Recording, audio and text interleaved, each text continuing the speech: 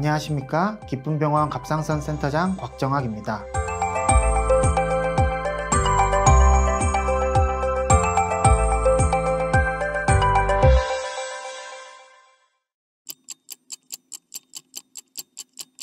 모든 갑상선암이 수술적 치료가 필요한 것은 아닙니다. 최근 갑상선 유도암의 경우 그 진행이 매우 느리고 또한 예후가 조음이 알려짐에 따라 갑상선 유도암 진단 시 수술을 시행하지 않고 짧은 간격으로 검사를 하면서 지켜보는 적극적 감시가 이루어지고 있습니다. 이 경우는 갑상선 유도암의 크기가 작고 림프절 및 다른 장기로의 전이가 없으며 위치가 나쁘지 않은 경우에 선택이 가능합니다. 하지만 적극적 감시 중 크기 및 모양의 변화가 수술의 기준에 합당하면 즉시 수술이 필요합니다.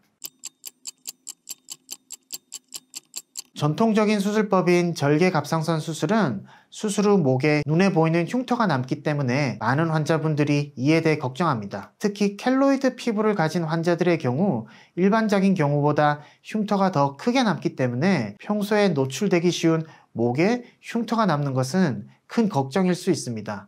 하지만 양측 애과 예방 접근법에 의한 바바 로봇 갑상선 절제술은 양측 겨드랑이와 유륜의 각 1cm 정도의 절개를 활용하여 로봇의 팔과 카메라를 삽입하여 수술을 진행합니다. 기존의 절개 수술법과는 달리 목에는 큰 절개 없이 눈에 보이지 않는 부위에 작은 절개만을 활용하여 고화질의 카메라와 정밀한 로봇 기술이 접목되어 안전하고 섬세한 수술이 가능합니다.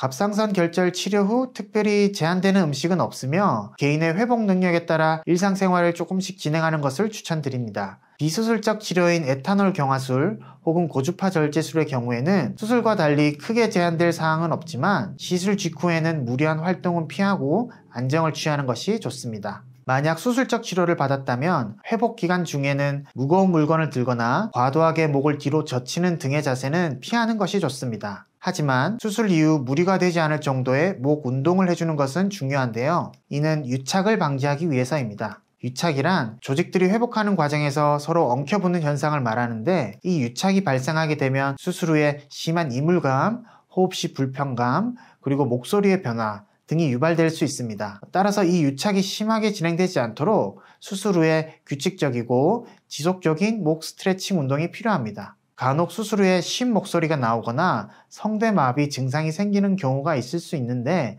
대개는 시간이 지나면서 자연스럽게 호전되는 경우가 많습니다. 하지만 수개월이 지난 뒤에도 호전되지 않는 경우에는 음성치료와 같은 치료가 추가적으로 필요할 수도 있습니다.